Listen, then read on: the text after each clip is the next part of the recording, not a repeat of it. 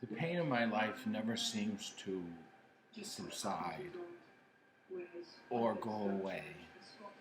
It seems to have lingered throughout my entire life, over and over and over again, reliving the pain and suffering and struggle to survive all alone. I used to complain about being lonely and not having any friends or family or associates or coworkers or classmates. Nobody was there except Bill Clinton. Bill Clinton is my dog of 21 years, and he died in January, and it's been extremely painful literally just getting up out of bed, because I lie in bed all night staring at the ceiling, crying myself to sleep, missing my dog of 21 years. 2 decades of companionship and love. I didn't mind not having any friends, or not going out, or not having any family, because he was my family. He was my everything. He meant so much to me. He was the president. I put him on a pedestal. He was my baby. And when he died, it was like the world came crushing down on top of me, and I was stuck inside a hole filled with dirt and gasping for breath. What is my purpose? Why am I here? I don't know. We are now in May, and for 4 months now, I've been trying to adopt another dog, referencing the fact that I'm a former sergeant in the U.S. Army, and that I had my dog for over 2 decades. But still, I was continued denied application after application after application. Why was I being denied adoption? If anyone is more deserving of a pet, it's someone who served this country honorably, like myself.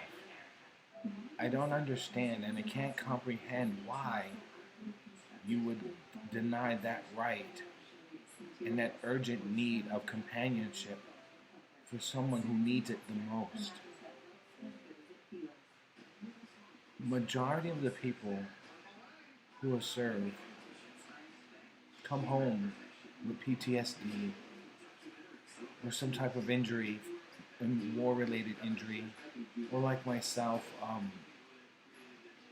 was injured from an IED bomb accident, an explosion, and are honorably discharged, but discharged into society that we don't know anything about, because we were structured and essentially brainwashed into functioning as a soldier, and to come home as a civilian and alone, it was quite difficult without any type of assistance. I'm not talking about a therapist or a caseworker or a social worker or a psychologist or a psychiatrist. I'm talking about a friend, a family member. One of the hardest things about this pandemic has been the fact that the emotional touch of someone else, like embracing you to give you a hug,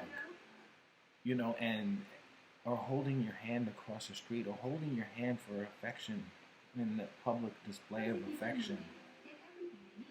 Most importantly, being kissed. Granted, I don't know anybody, but when Bill Clinton died, I really needed a hug, and I still do. I still do.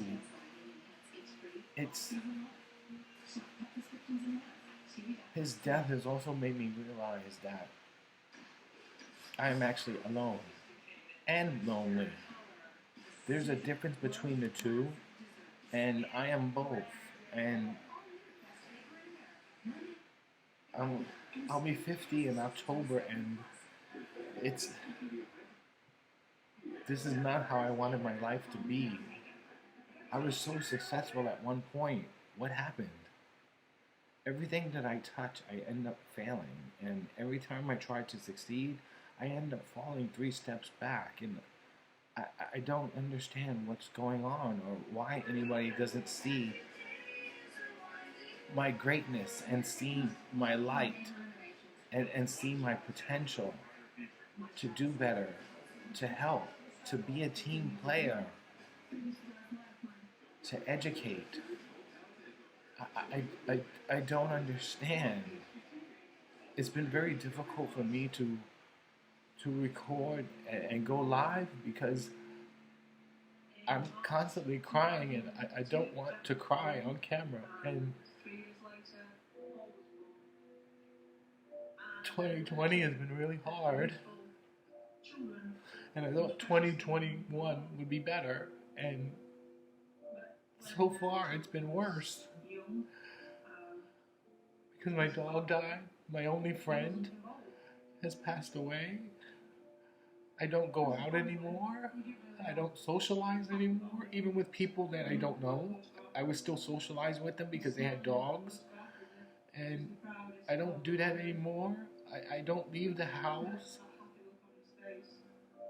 But what's most disheartening is that when I do leave the house, people that I normally saw every day on my walks with BillClinton have yet to acknowledge the fact that he's missing. They have yet to acknowledge the fact that he's missing. That's really hurtful. Like, you see me every day, and now you don't see my dog and don't even question where he is. Perhaps maybe they don't want to bring up the fact that he's passed away, but I'm sorry can go a long way. And it hurts me beyond reason that someone would be so cruel and inhumane not to recognize the fact that I'm in pain and suffering a great deal of loss and grief. On Sunday, May 15th, it happened so fast. I was adopting and applying for pets and filling out application after application.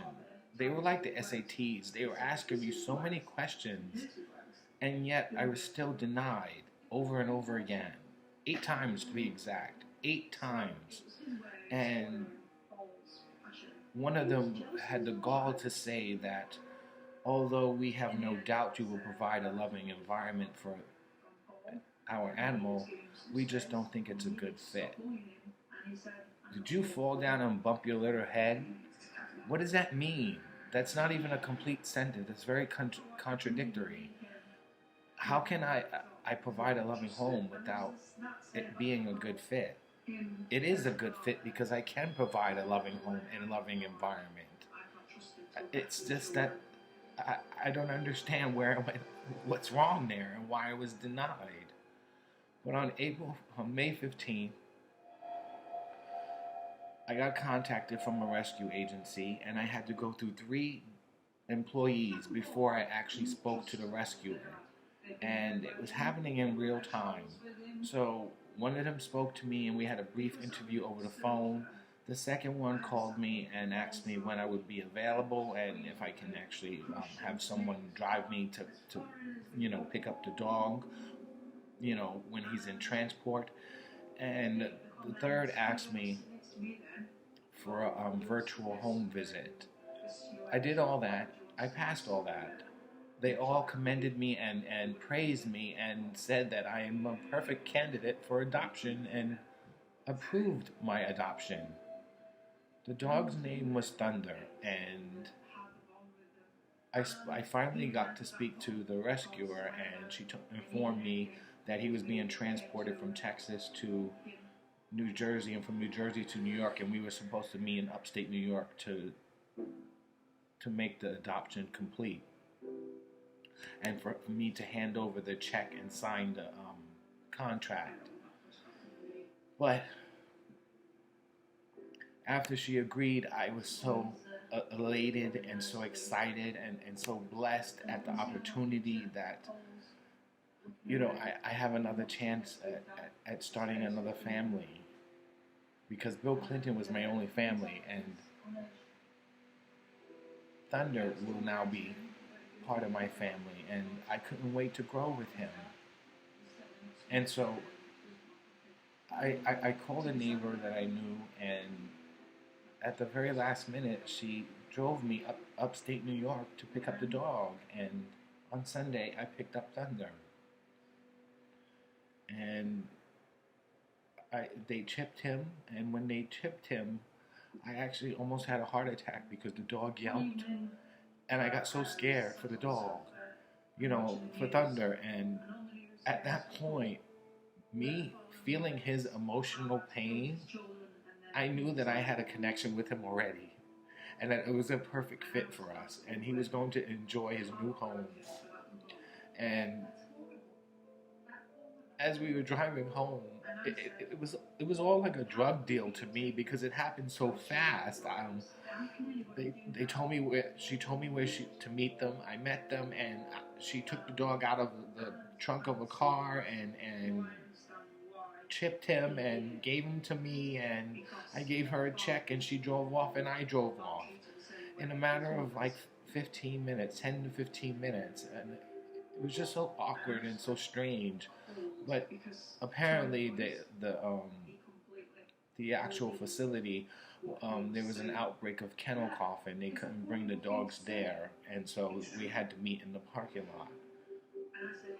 I'm going to get to that in a minute, but I understood, and I did what I did, and I took the dog home. And while we were in the car driving home, he actually slept in my arms, and I remember my arm fell asleep because his head was laying on my arm, and I didn't want to move my arm out of fear of waking him up, because I knew he had a long day of traveling, and I wanted him to rest. And I took him for a brief walk when we finally got home, and I thanked my driver for doing it at the last minute, and I wondered if she actually had if she was a part of the plan, because I found it also suspicious that it was happening so fast and on a specific day. And I'm going to get to that in a minute. So on the 16th, Monday the 16th, we went out for a walk, and I introduced him in the dog run, and we were in a dog run from 3:30 to 8:30, 5 hours, and then an hour in the morning. So he had a 6-hour day, and we were running on the leash. We were meeting so many people, and I introduced him as Joe Biden. And the reason why I did that was because the next day, on the 17th, I was going to have him inaugurated as Joe Biden. And the reason why I chose that day was because it would have been 4 months exactly to the day that Bill Clinton had passed away. So I thought it was fitting to have his inauguration, Joe Biden's inauguration, on the 17th. So it would be a peaceful transfer of power. And on the 17th, on my way to the dog run, he took a shit, and he went to the next tree, and while I was picking up the shit, I lost grip of the handle of the retractable leash, and it fell and hit the ground, and it made the noise, because it's plastic, and it made a noise, and the dog got scared and ran, and I chased him for 2 blocks. For 2 whole blocks, and I lost sight of him. I put an ad on Citizen app. I called the police, and the police even helped with the search. There was even a helicopter in the air looking. I called Channel 7, I was really begging for the return of this dog, that nobody would steal him because I had bonded with him the night before and inaugurated him as President Joe Biden. So it was just very difficult because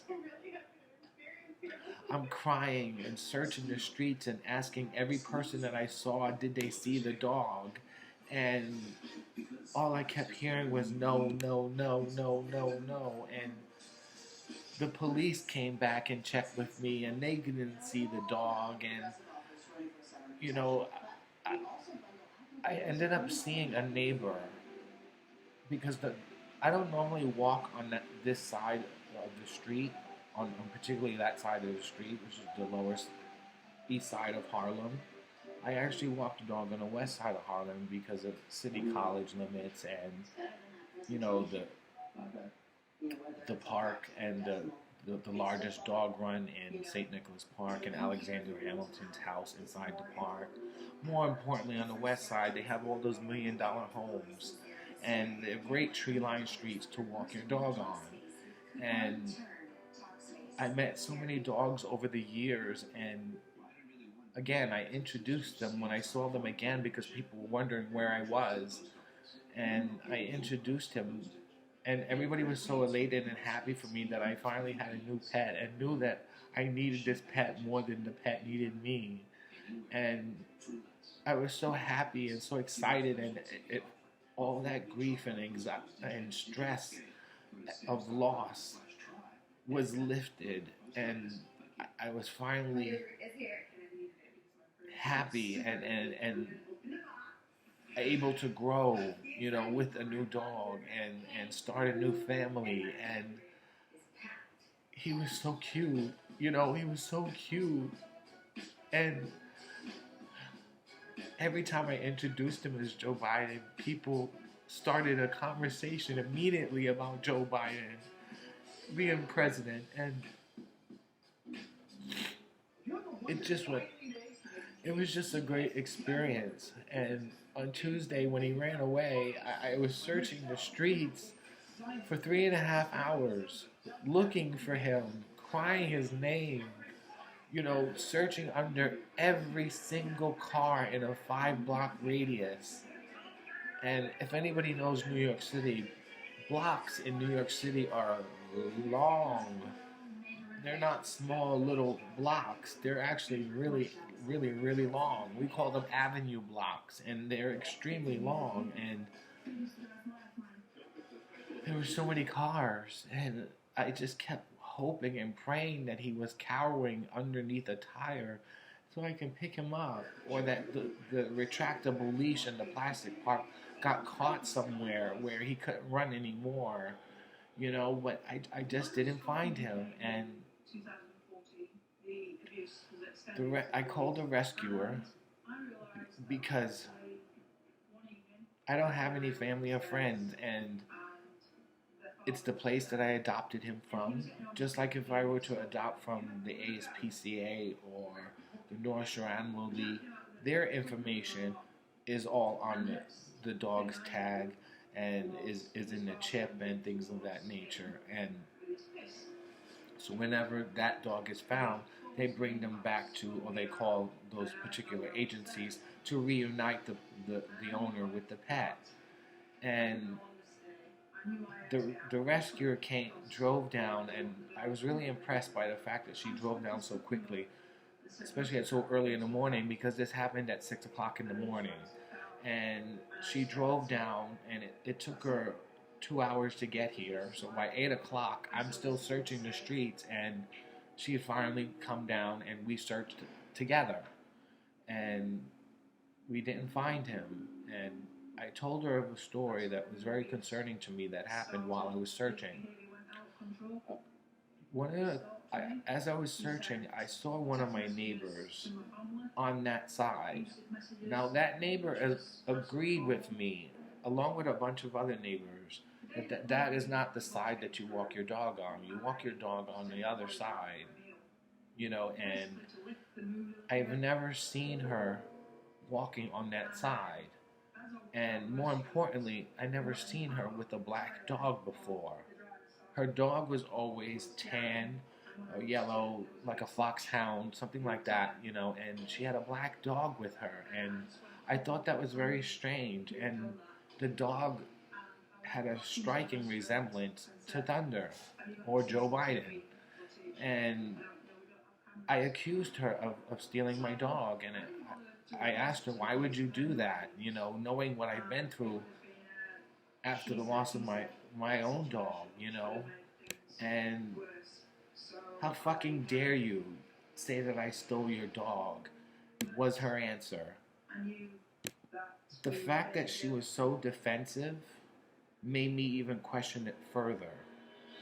But I let it go because I was in emotional distress and high in anxiety and crying, and I was just a mess. And I wanted to find Joe Biden so bad. And she said, I'll help you find your dog, because maybe if he's, if there's another dog, he'll probably go up to the other dog. She walked with me less than 5 minutes and then claimed she had a Zoom to go to and left. As she left, the crossing guard on the street approached me and says, that's your dog. I said, what do you mean? She says, I've never seen this woman before, and I'm here every single morning, and I've never seen this woman before. And it just, it was just more evidence and proof that I needed that she possibly had stolen my dog. Now, a simple solution to all this is what the crossing guard suggested, was to call the police and have them scan the chip, because the chip would have all my information on it, and that would be the end of it. No harm done. If you didn't steal my dog, you didn't steal my dog, but this is the process we have to take. So the crossing guard called the police, and the police came, and we went to the neighbor's house, and she wasn't there. Like, I thought she had a Zoom call, and she wasn't there. She went to the gym and had the audacity to say that I was interrupting her workout with this stupid lies about stealing her dog, and that was a crackhead, and I was crazy, and I don't know what I'm talking about. And the police officer had to tell her, ma'am, do you realize you're on speakerphone? He can hear you. And she just kept going on, and I was appalled by the words that were coming out of her mouth, because I thought this woman was a respectful, humble, neighbor and a friend of mine, or someone that I can actually talk to and speak to on whenever I see her. And she clearly wasn't, and was angry and adamant and refused to allow them to scan the dog or even to show paperwork. Why are you doing that? It's so simple for you to clear your name. If you're innocent, then you have nothing to worry about. So, without her cooperation and without any type of proof or whatsoever, I had my paperwork. She claimed she had her paperwork. There was nothing the police can do. But they still continue to help me search for the dog. And my neighbor told me never to speak to her again.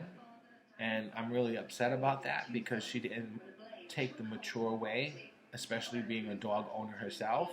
She should have understood what I was going through, and she didn't. And it hurt me even further. So as me, the rescuer, and the police continue to look, someone actually found the dog, and I was so happy. It was a block had lifted off another block, and I was finally going to get the happiness back that he, took away, and revisited and gave back to me, because for so many years I haven't been happy, and he made me happy. He took that all away in an instant. For 3 nights, we slept in the fetal position. In the fetal position. That meant a lot to me because he trusted me enough to sleep in my bed. And I was really proud of him and starting to train him and for him to get to know his name. And he started to the command come. He was starting the command sit. So he was familiarized with them, but didn't fully actually know them to do them. But he was familiarizing himself with doing it, and was very good in the progress, I might add. So when Joe Biden was returned, I left the collar of the rescue agency on their number on his collar because it had their number, and I knew if they were to call, if he were to get lost or something were to happen, they would call him because they told me that I needed to keep in touch with them if something were to happen in every step of the process of the adoption, so they know that the dog is being well cared for. And so I left the number on, and luckily when he was found, uninjured I might add, he was not harmed in any way. He was just dehydrated and his paws were raw, probably from running all that long distance, and exhausted. And when the rescuer said that he was found, that block had been lifted off my chest, and I was so happy. I hugged her, embraced her so hard, and I was like, come on, let's go. And she refused to allow me to get in her car to go pick him up. And I thought that was strange. I was like, wait, the dog is mine. I have the contract. The chip is in my information. You have your check. The adoption was complete and finalized. And in the contract, it specifically states that when the dog is handed over, the owner is the responsibility of the dog's care. So I offered to pay any vet bills or urgent care bills if anything had been wrong. But again, nothing was wrong. He was just tired and dehydrated and uninjured. So she met him and told me she would come back to me via text message and meet me and ask me for my address. And I gave her my address, and an hour passed and I didn't know what happened. And I texted her again and said, do you have the dog? Do you have the dog? And she said yes, and I'm taking him to the vet. I said, well, you can take him to my vet. They have urgent care facilities all over the city, so you wouldn't need to go to your vet, and I have a military discount with this particular vet, so I can service the dog properly. More importantly, the dog's safety and priority was number one at its highest level that any dog owner could ever have. One, because the police were involved. Two, the rescue agency was involved. 3, I searched the streets for 3 hours. 4, I offered to pay any medical expenses should he have needed them. 5, he was my dog. I was the one in the street searching for him. And she never came back. She never came back.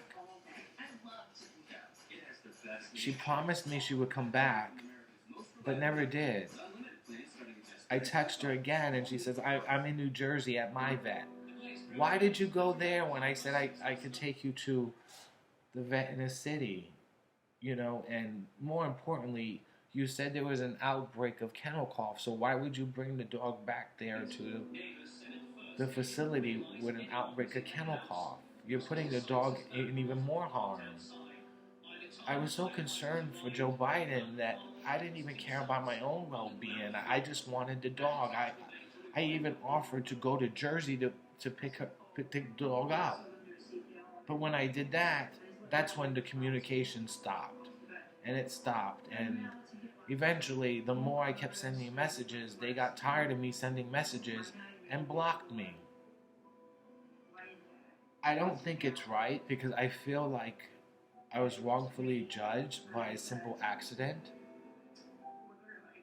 How many dog owners have dropped their leash in owning in their lifetime and own a pet? It's a very common accident, you know. Especially with the problem with the retractable leash was I wanted a retractable leash because he was an Italian Greyhound just like BillClinton was, and they like to run. So on a retractable leash, he can run, but I still had control over it. And it just has that handle, and the grip of the handle is the problem because it's surrounded by that plastic, and when you go to get your duty or you search for your phone or your keys, you know, or you switch the actual handle from one hand to the other, in some cases the handle falls and falls to the ground. And when it falls to the ground, it makes a noise that scares the dog. Especially a dog that's never been in the city before. It's a whole new environment for him. You know, so he got scared. I don't know where he was going, but he was scared, and he was not being responsive to his name because he was just learning his name. So I felt that it was an honest mistake, but I also felt it was kind of harsh at the fact that they took him away from me without reuniting him with me to say at least goodbye. It's like ACS taking your children away from you, and you know you didn't do anything wrong. You know, it's not right and it's not fair. Again, anybody more deserving of a pet is a veteran like myself. My super, my pharmacist, and my driver all confirmed, and their staff members all confirmed that it was a good fit and it was a perfect opportunity for the dog, and they had no issues whatsoever with me with adoption, which is why the adoption went so quickly and so fast. But accidents do happen, and I'm sorry, and I regret not holding that leash tighter or running fast enough to catch up to him. But how fast can I run to a Greyhound? You know, they're quite fast, you know, and I was so blessed that he was uninjured and thankful that he was found, because I really thought he would be reunited to me, and he wasn't. So, in a sense, it made me relive the loss of BillClinton all over again. Here I am giving a dog a new life, a new name, bringing him into my family, buying all this stuff to help him feel welcome into my home, only to have him taken away after 3 days. It was extremely painful and distressing, and it's just, I haven't slept since he was gone on Tuesday. I haven't eaten since I adopted him on Sunday. I don't understand why. I don't understand why. And I get a text message from an administrator with my check that I wrote for the adoption ripped up into pieces. So I knew then and there that I was never going to get JoeBiden back. But how does that make me look? You're judging my character over a simple mistake. But again, I have to meet these dog owners, you know, that saw JoeBiden and were happy for me, and tell them that he's not mine anymore, and it's gonna hurt even more, because the more I tell the story, the more it hurts. I honestly believe my vulnerability is my strength, but this is not strength. This is pain. This is suffering. I have nobody to talk to but a camera. This is extremely difficult. And then when you call a social worker or a crisis hotline or a psychologist, you're constantly having to repeat yourself, and it's not enough time for you to get your point across because they cut you off. And I'm still stuck and left in the same position I was before I even went to seek your assistance. I begged and I pleaded with them for the return of Joe Biden, but they refused. They refused, and I've never heard from them again. And it's really disheartening as an agency, as a professional employee that rescues dogs that have been living in crates for the first years of their lives, and here it is that he had a new home, 2 beds, but he didn't sleep in his 2 beds. He slept in my bed, and we slept in the fetal position where he was listening to my heartbeat. Again, another bond and connection that we had. And he had free roam of the house. He had numerous toys that were left over from BillClinton. I gave him a bath and he was filthy, but enjoyed the massage. People enjoyed meeting him. I was looking forward to growing with this dog. He was only 7 months old, and I was looking forward to growing with this dog, and he ran away and never came back. He did come back, because that's the worst part. I know that he's alive and well, but I haven't even seen a picture or a message or anything indicating where he was found or what state of injury he had or anything of that nature. They just disappeared and left me underneath the bus for the bus to run me over. And right now I feel like that bus has ran me over at least 6 times. How many times do you have to run me over before you kill me? Why don't you just kill me? Because I don't want to keep living through this grief and agony and suffering and anxiety over and over and over again every single day. If it's not one thing, it's another. Why do I have to spend my life begging for things? When I was a child, I had to beg for clothes for school. When I was a child, I had to beg for a new bed because everybody else got beds and I got hand-me-downs.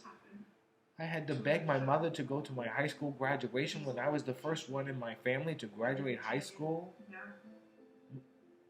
I had to beg my grandmother to go to my graduation and basic training before I was deployed. She didn't even want to partake in that. And I'm the only one in the family to join the army as well. That hurt me too because she knew she wasn't going to see me for 10 years. And she, my grandmother literally had to force her to come. I had to beg judges to let me go on my own recognizance because I'm being wrongfully accused. I remember the prosecutor detailing the case, but he took my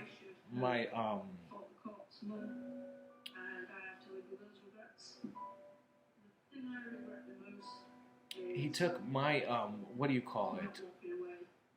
My transcript of what I entailed of what happened, and in my own words, and used it against me in court. And I thought that was strange because here you are supposed to be defending, the city or on the side of the city, but you're using my own words and twisting them so it'll side with your case. And I told my lawyer that, and we laughed because it was so stupid. And more importantly, the case was irrelevant because it was for an open warrant from 2007. I don't understand why it was even in court, and it was 2017.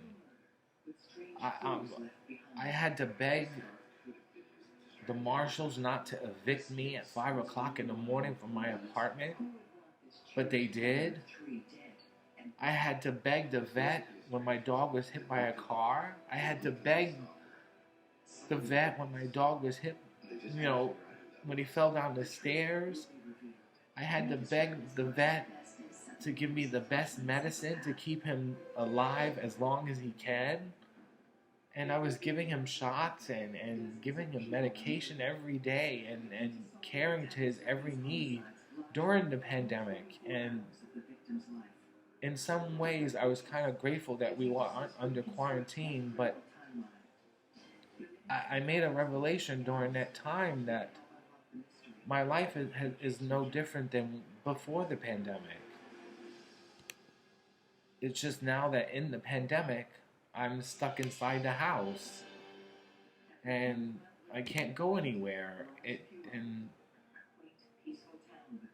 It was still a great blessing for me to be with Bill Clinton at the very last moments of his life. And so I was denied yet another adoption, but this time the dog was literally taken away from me. I feel it was wrong. I feel it was harsh because I called a national suicide hotline because I'm having suicidal thoughts now because this grief just keeps happening over and over and over again. It's just one thing after the other, and it makes me not want to do things because I know that I'm going to fail and it's not going to be the outcome that I want. So I'm kind of intimidated for even answering an email or even going on social media. I haven't been on social media in so long. People don't recognize me or don't even know what I look like. My show hasn't been on for a year. I've been going through so much, and nobody knows I exist. Nobody knows I exist. Nobody knows Bill Clinton existed because he died and not one person has told me anything. In fact, today was the very first day that someone actually acknowledged his death in an email, and I was grateful at that because all these people that were denying me application after application never mentioned that they were sorry for my loss or that they thanked me for my service. I just, where's the humanity in all of this? If anybody is more deserving of an animal, it's someone who served this country.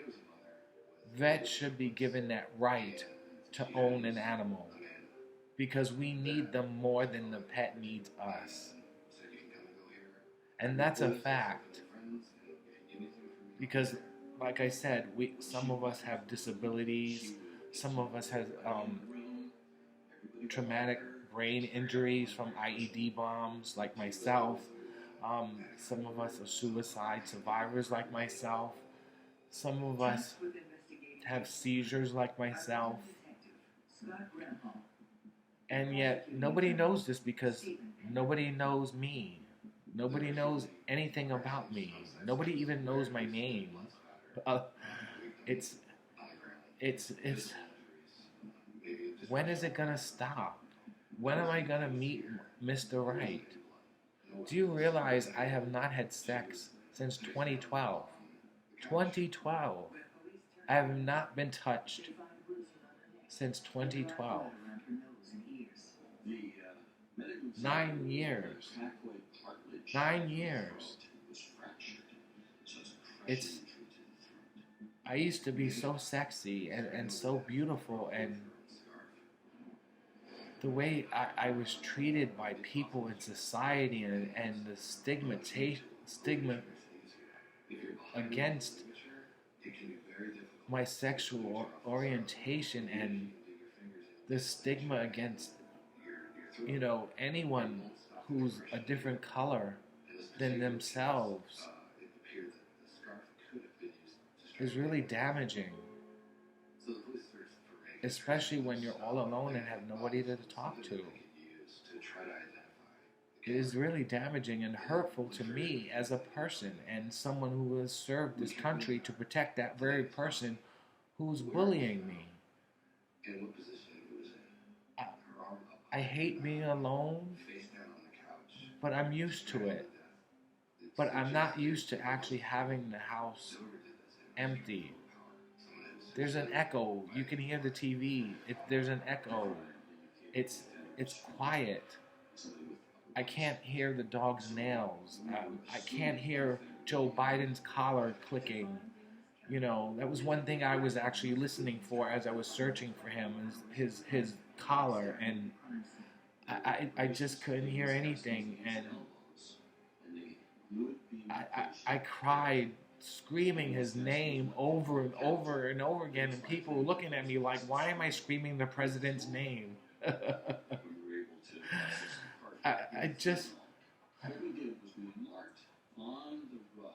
It's so overwhelmingly painful.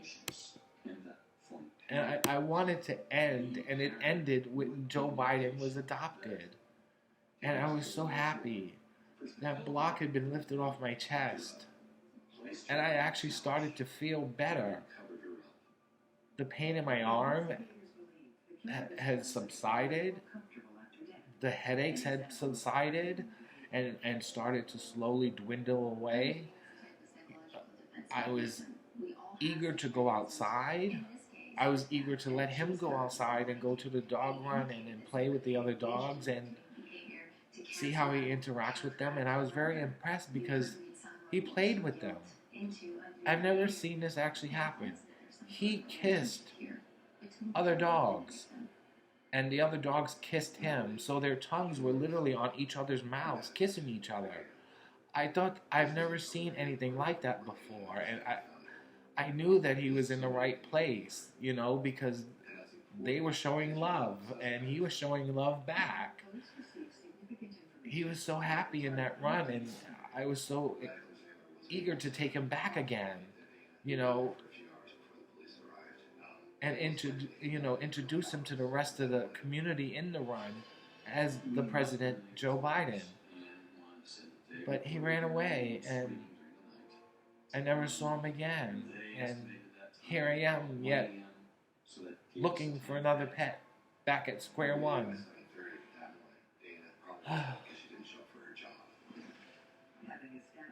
Why is this happening to me? Why don't people like me? Why am I always being judged inappropriately? You don't know me to judge me. You don't know anything about me to judge me. And then when I do engage with people, it always ends up being something wrong. Like with this neighbor and the police scanning her dog. There is nothing wrong about that. So why be upset? Why be angry? Your dog has a striking resemblance to my dog, and you said it yourself. The crossing guard confirmed it. The crossing guard called the police. I'm the owner. I have to be there. So just do it. I would have done it for you. Had you lost your dog. She didn't even apologize for me losing my dog. She didn't even apologize for BillClinton passing away. And again, this is somebody that I actually trusted and talked to on a regular basis. But the way she spoke to me on the phone was so disrespectful and appalling. The words that were coming out of her mouth about me were so rude and incomprehensible. How can somebody feel that way about somebody? It was just horrifying to listen to her say those things about me, because I know none of it was true. But why was she being so defensive and angry with the fact that this is police procedure? This is how it works. If you're innocent, then show proof that you're innocent.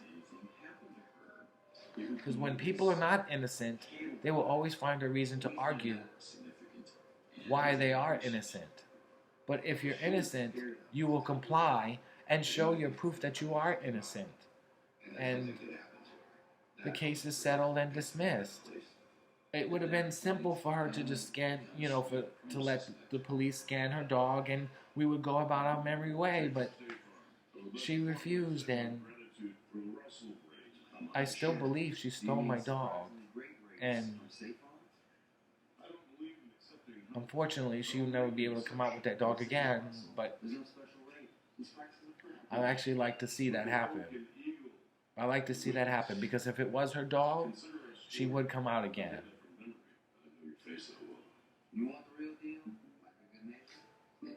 And when I believe she stole the dog, and when I showed up with the police, she got scared because once the dog is scanned, it will show my information. So she got scared, gave it to one of her friends, and one of her friends was the one who called the rescuer for the rescuer to pick up the dog. I begged the rescuer to go with her in her car to drive to pick up Joe Biden, and she refused. She said, don't worry, I'll get there really quick. I'll come back for you. What's your address? I gave her my address, and I waited and I waited and I waited and I waited, and she never returned. And that was the hardest part because here I am 2 days later still waiting, and she's not here.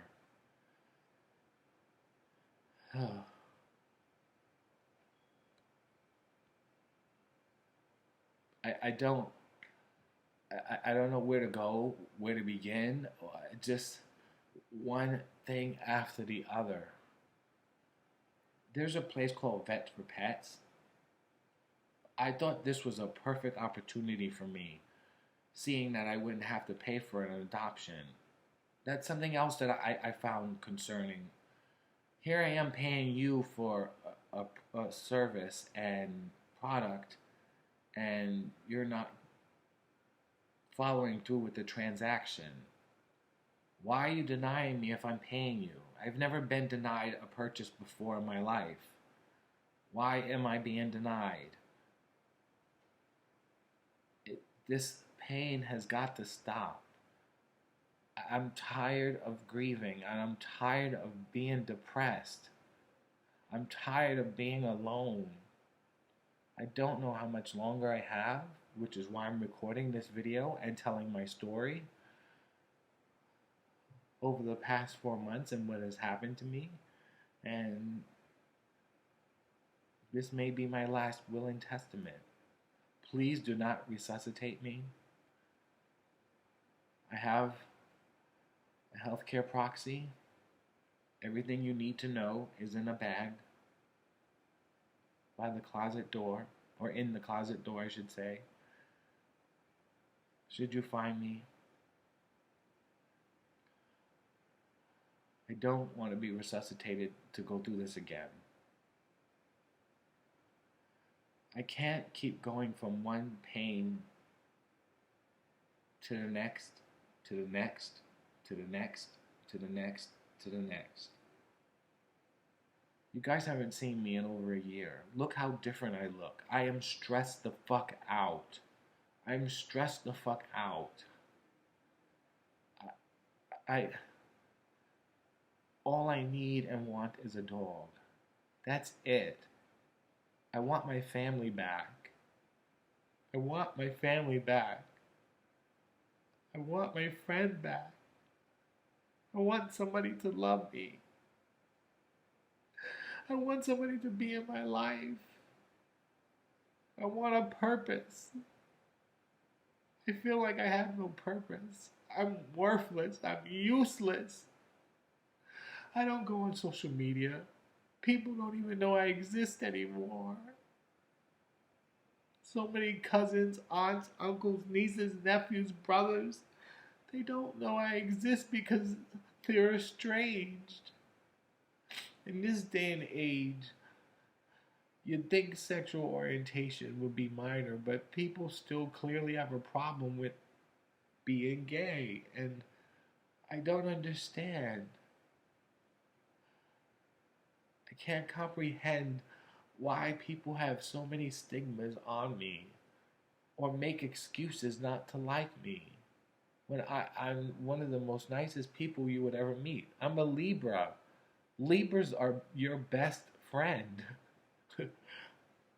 Everyone speaks highly of Libras, and yet I'm a Libra that's never been in love. I'm a Libra who's alone, struggling.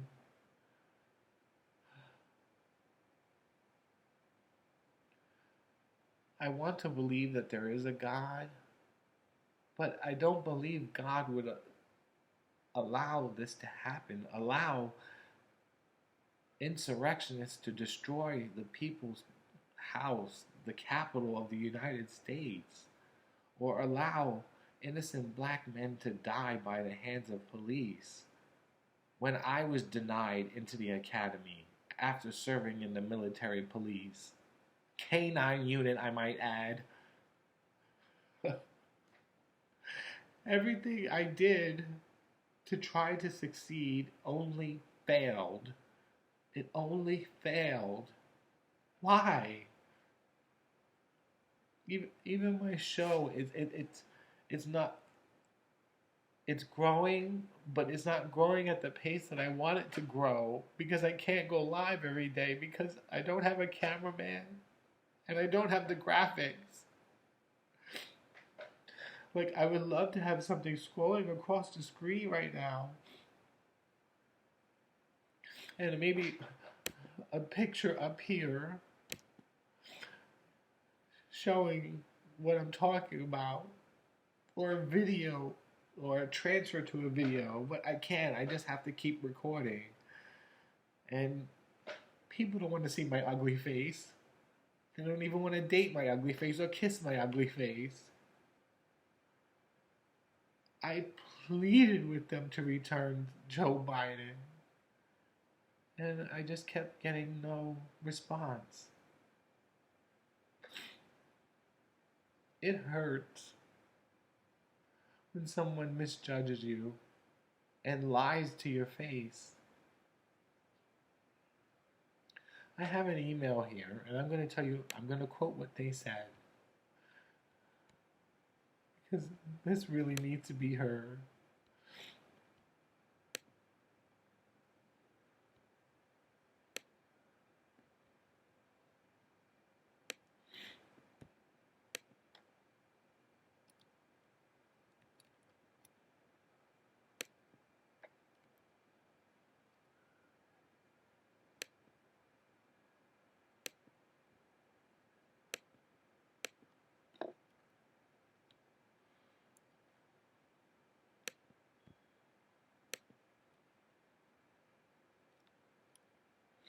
Why can't I do this?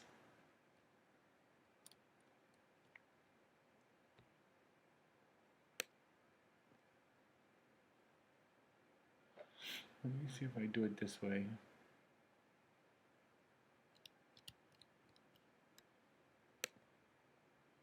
Or this way.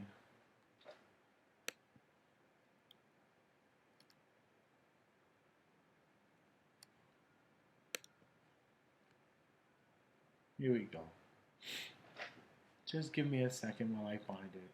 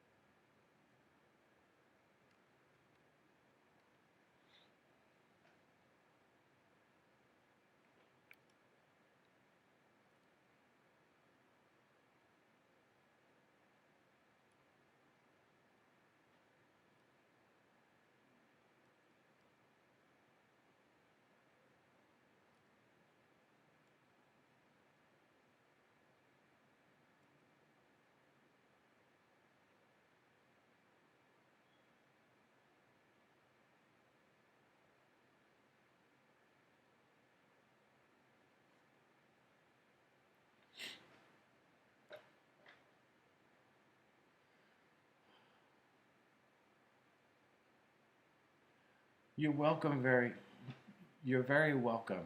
So happy to help. After speaking to you, it made me want to be a better dog mama. So many people are just meant to be a dog owners, and you by far exceed all expectations. Enjoy your new pet. That's from one of the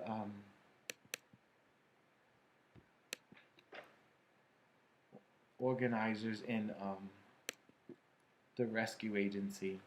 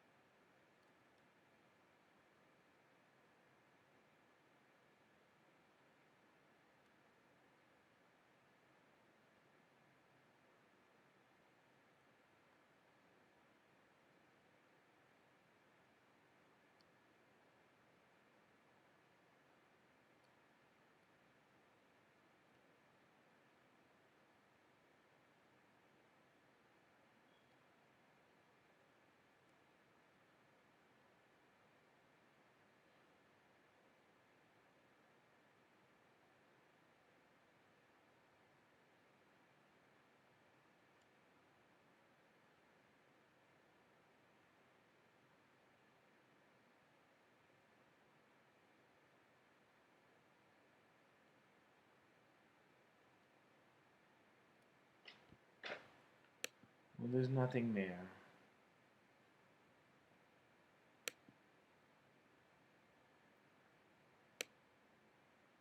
But I can show you, it was another glowing recommendation, to adopt a pet, and it was from their staff, and yet I was still denied. It really hurts. It really, truly hurts. I don't know where to go, what to do. I just keep talking, and no one's talking back to me. So I'm going to end this right now. I thank you for listening, and thank you for your time. And if you know any adoption agencies or anyone who owns a dog that's willing to give it up for adoption, please contact me. Slide into my DMs. I could really use the help and assistance. Thank you. Bye.